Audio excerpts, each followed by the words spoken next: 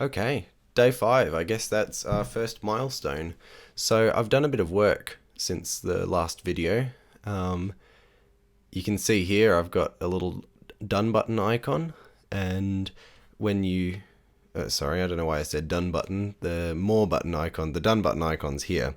When you click this more icon, it comes up with this, and then you can use the actual done button icon to dismiss that. I'll just show you quickly how it's actually working in the simulator. So, well, let's run this again because I was doing a test with a white square. That's not part of the actual design. You'll see in a second.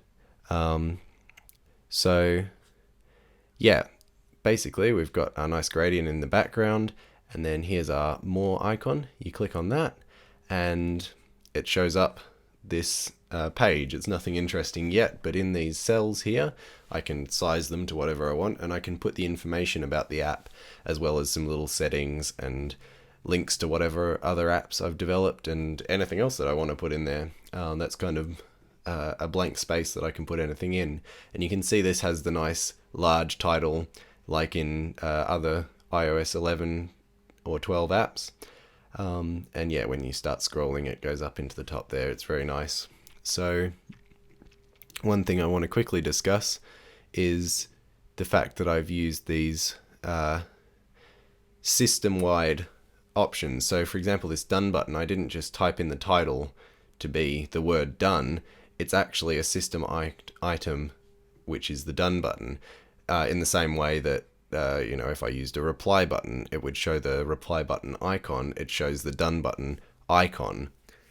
And the benefit of that is if in the next update Apple decided to set it so that system-wide done buttons would look like a check mark instead of the word done, then this would automatically turn to that check mark, and I wouldn't have to do any update to my app at all. It would just be automatic, which is really great news for not spamming users with updates, and also just saving time for me as well, because I don't want to have to spend all my time just fixing little done icons rather than creating new interesting apps. So yeah, that's basically what I've done this time. I also made a decision about the app, and yeah, it's kind of taking away a feature, but it's going to save a lot of time, and I don't think it's actually a feature that is particularly useful. It's the rotation of the home screen on iPhones. So basically, if you rotate it sideways, now it's just the same interface but sideways. And the reason I've done that is because on iPhones, when there's less space, when it's sideways, there's less space, and you have to make compromises. And so my idea was to get rid of this more timers.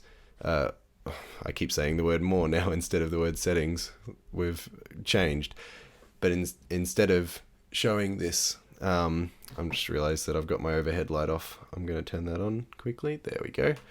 Yeah, instead of getting rid of that and hiding the recent timers section, I think it's better just to disable rotation. Obviously, I'm going to still have it rotate on the iPads because it's really annoying if you've ever used an iPad with a keyboard attached and you try and open an app that doesn't rotate, and all of a sudden you've got your keyboard sitting here and your iPad there, and the app is sideways and you have to turn it sideways, and then your keyboard's on the side. It's just a nightmare.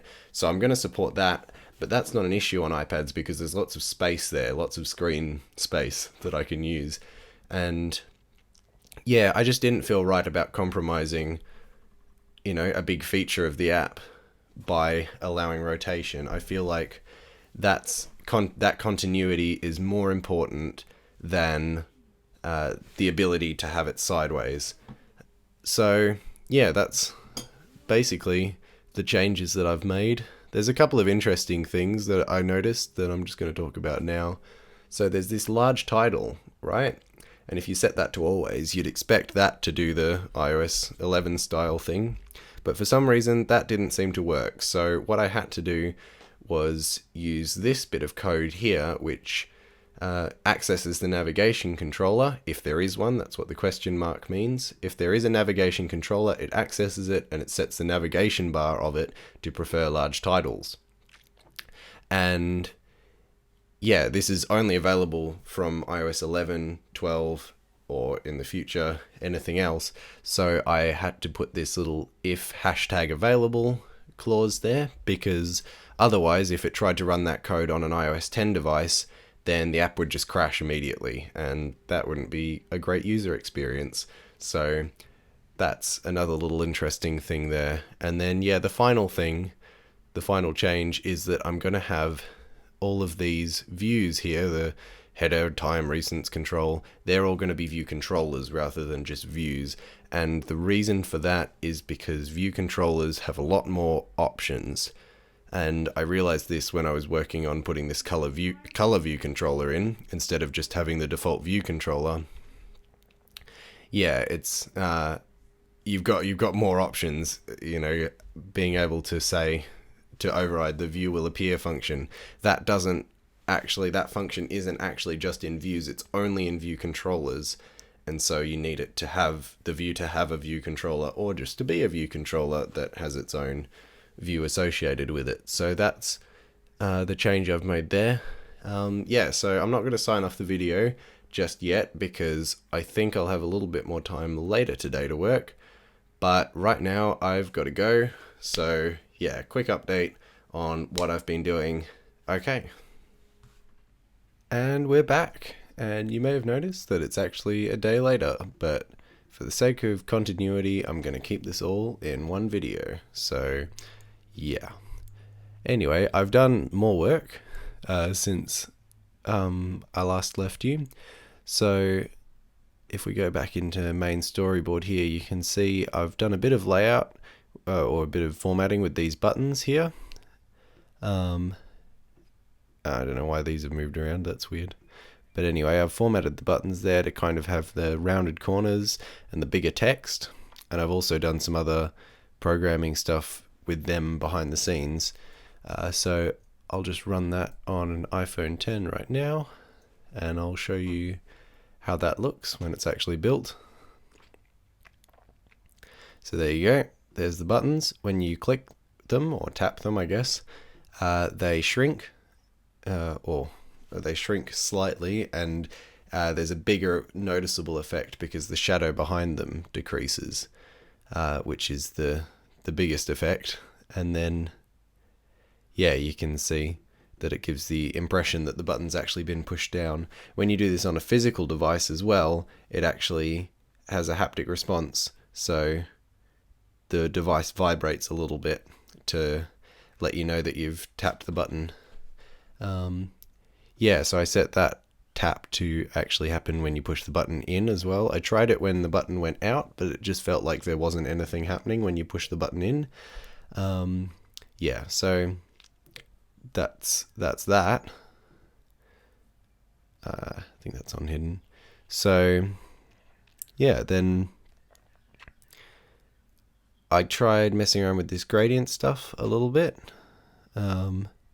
and tried to clean it up a bit, and I think I've done an alright job, especially when it comes to making the rotation smooth. Now this only affects iPads now because we're not going to have the iPhone version rotate, but let's just minimize that.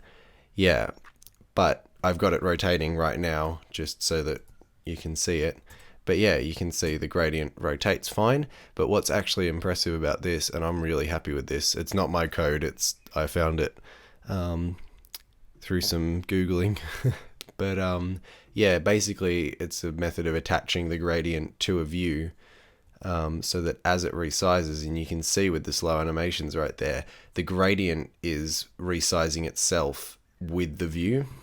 And so we've got this class here called a gradient view, which is a subclass of UI view. And yeah, basically it attaches itself with an auto resizing mask and stuff. I don't know. I'm not entirely sure how it works. I should probably figure it out. But anyway, it attaches itself. And then as the view turns, it turns and resizes at the same time, which makes it look a lot smoother, which is definitely a good thing. So yeah, especially on an iPad screen where it's a lot more visible because it's a, bigger view. But yeah, so that's that. Put the animations back on quick.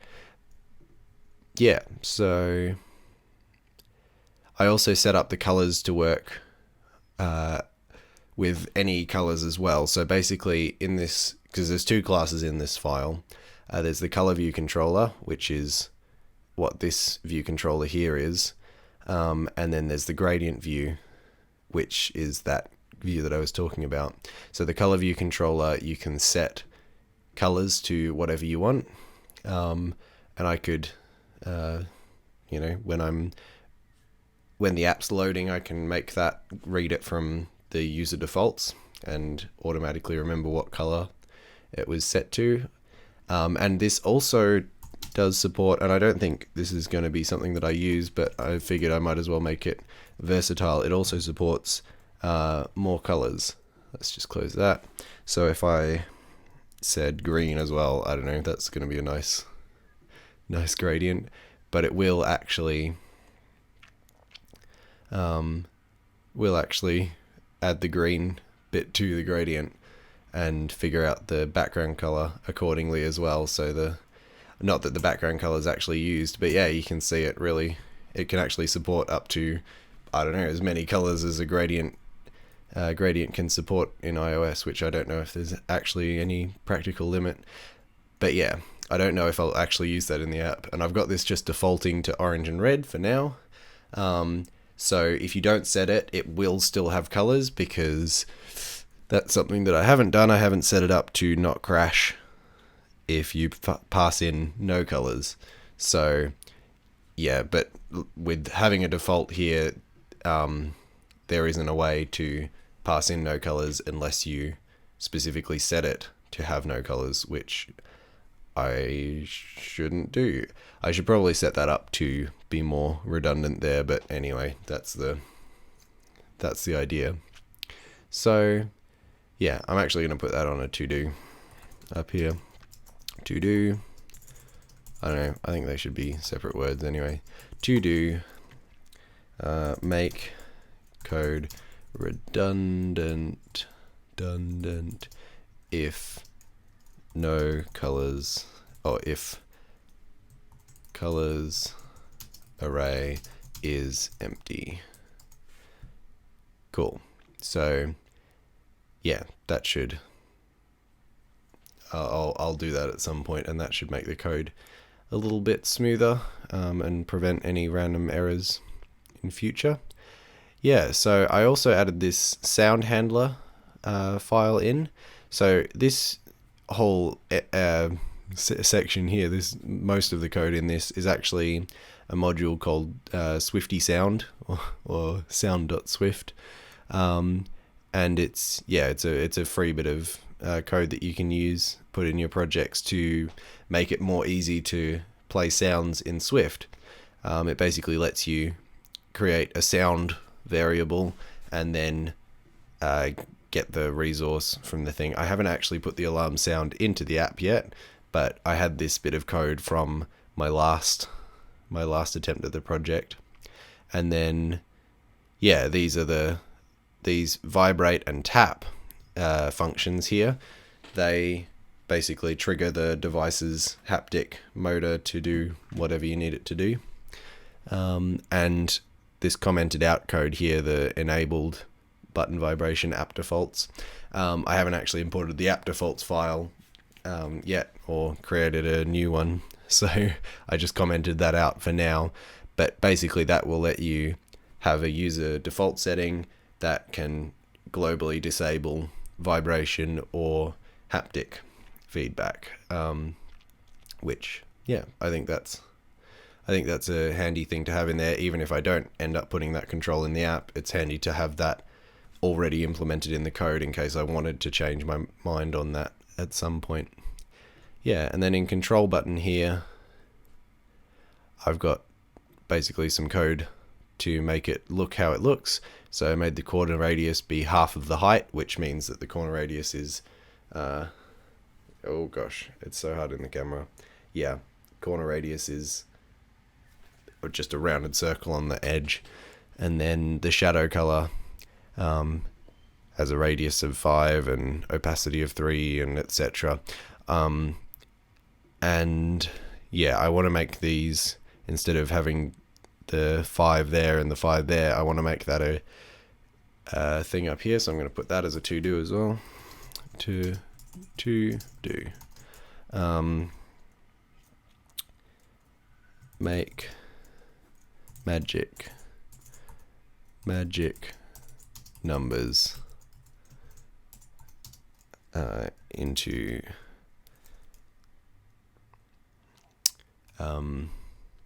what's the word? Constants. There we go. And then I can have them all defined at the top of the file here, and not have to, and if I wanted to change the shadow radius for when it's initialized and when it returns to its shadow after being touched, then I'd only have to change one number rather than having to change it here and then change it here as well, because there's always the possibility that you'll forget that you changed one, and yeah, then you've got inconsistency. So that's another thing that I've got to do. Yeah, I figured out a way to make this title not be in the code, so it's actually specified in the navigation controller somewhere. I don't remember how I did it even now. Oh yeah, large title there, although it says automatic, but I don't know. Oh well, I figured it out and somehow it's working, so that's fine. Yeah, so the next thing to do is to make this, instead of just being a view here, is to make that actually be a view controller that can hide itself, or actually it doesn't need to hide itself, but it needs to change what buttons are in it based on what state the application is in. So I'll probably have to import some more files for handling state, and yeah, and I might as well import the handling the user defaults as well. So yeah, bit of work done and bit more work to do. So yeah, cool.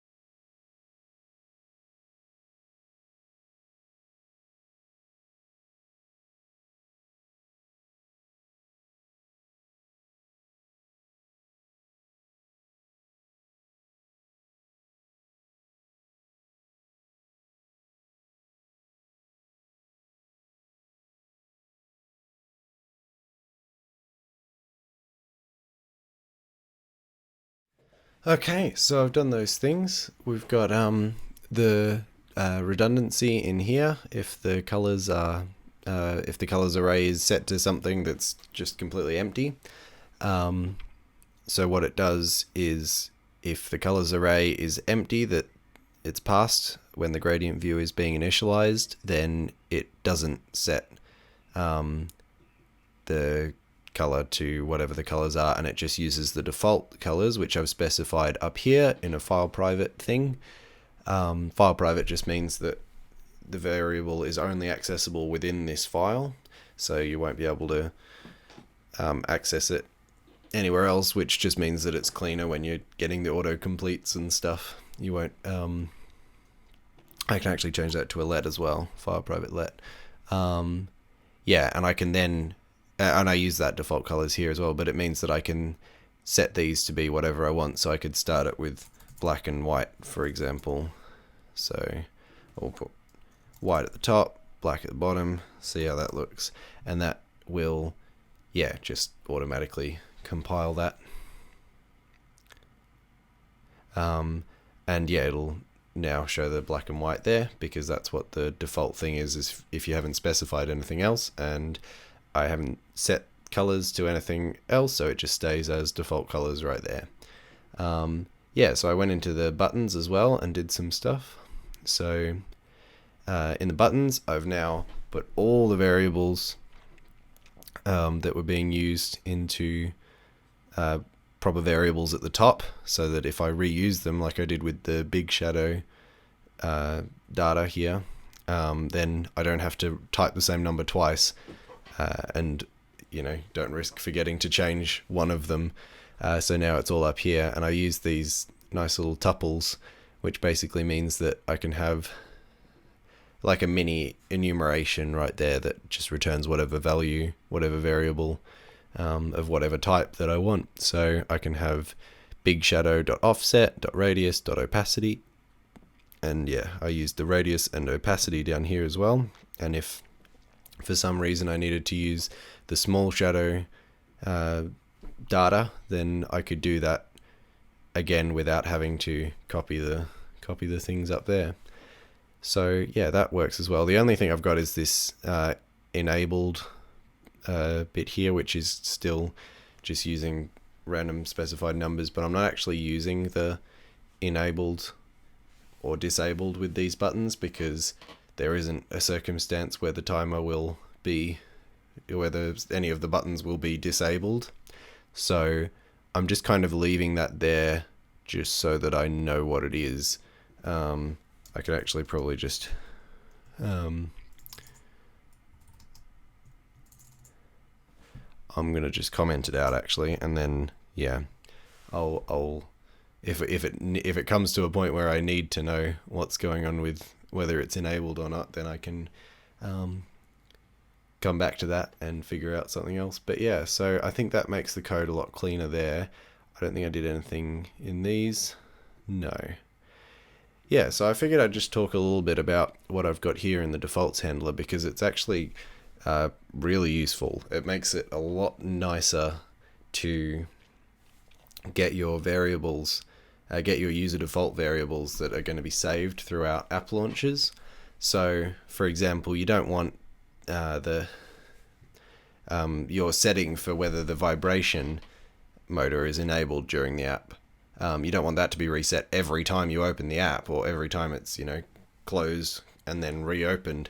You want it to remember that between launches, and so you use this little thing called user defaults. And the way you usually reference it is you'll type user defaults. Oh, I can't type it there, but you type user defaults.standard.set, and then you can set it to whatever you want. So in the case of the vibration things, I'd be setting it to true, and then the key would be whatever string I want it to be. So I could go vibration enabled, right?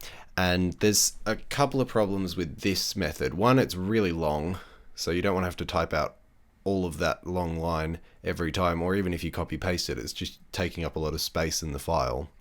And this code would be throughout the whole project, this user defaults thing. And two, you're using a string, so if you accidentally mistyped that string, the whole code wouldn't work, and it wouldn't throw an error. It would just say, oh, it just wouldn't work as expected. You wouldn't know why.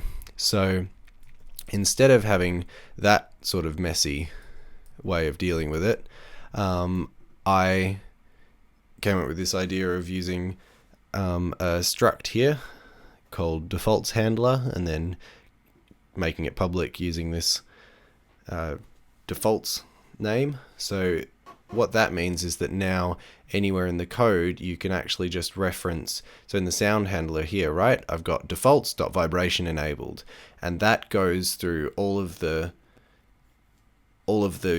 things with user defaults and the getting the keys and all of that. It does that automatically and just returns the actual value. So for example, vibration enabled here, right?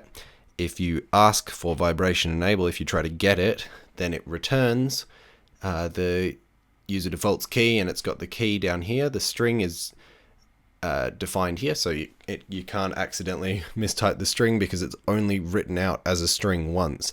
From then on, it's referred to by the code here, by this enumeration, and it gets the raw value, which is the string.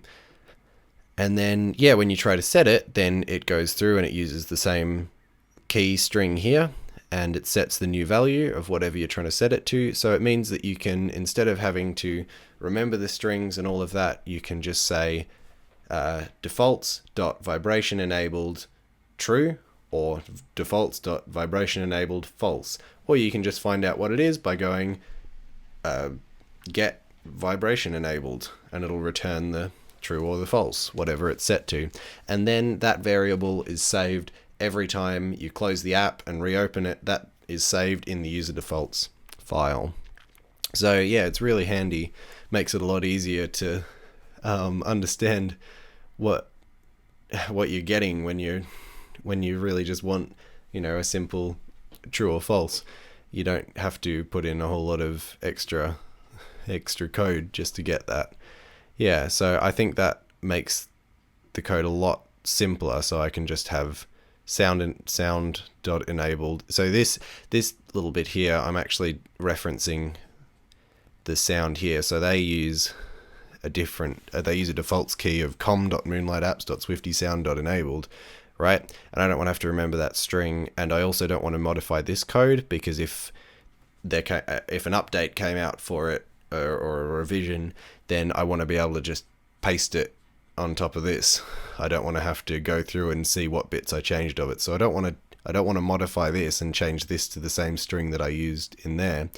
So what I actually do is just whenever you are going to play a sound, so whenever you go to get the alarm sound to play it, I do a check of what my default is set to, what my sound enabled says, and I just set this sound to whatever value of enabled or disabled it is. And then, yeah, if it's disabled, this will be set to disabled, so when it tries to play the sound, it'll just be silent, which is what I want.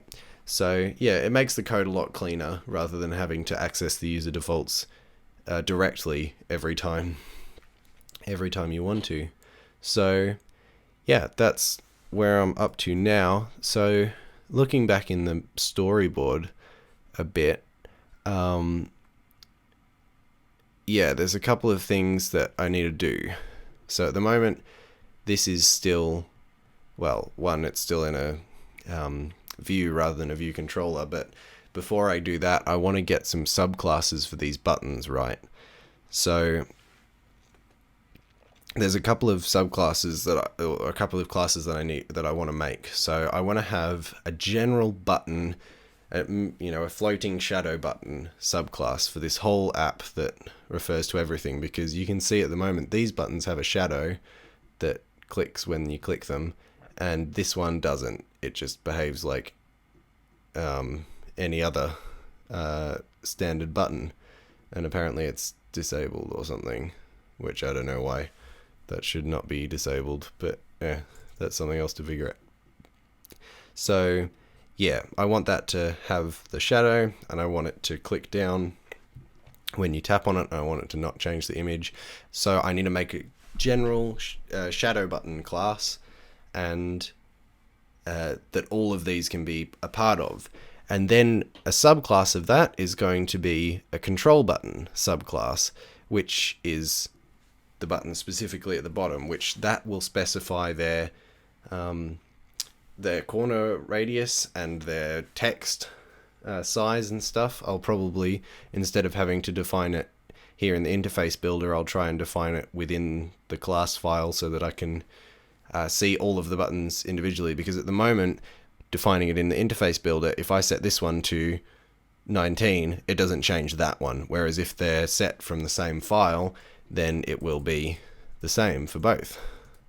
So yeah, and that's something that I want. And then I also need one more subclass, a subclass of control button that adds this toggleable button, which is going to be a button that changes when you tap it.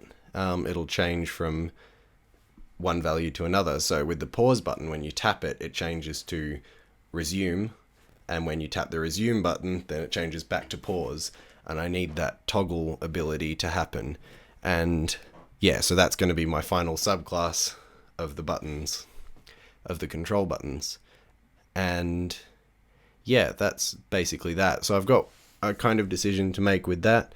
I can have it so that when you tap on the pause button, and it switches to resume, it stays clicked in like this, and then when you tap it again, it pops back out. So I can have that be a thing, or I can have it that you tap it and it pops back out and says resume, and then you tap it again and it pops back out and says pause.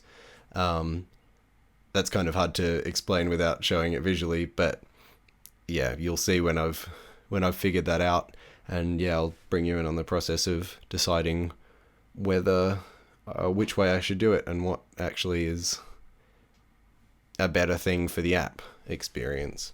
So yeah, anyway, I'll work on that and I'll be back again. Cool.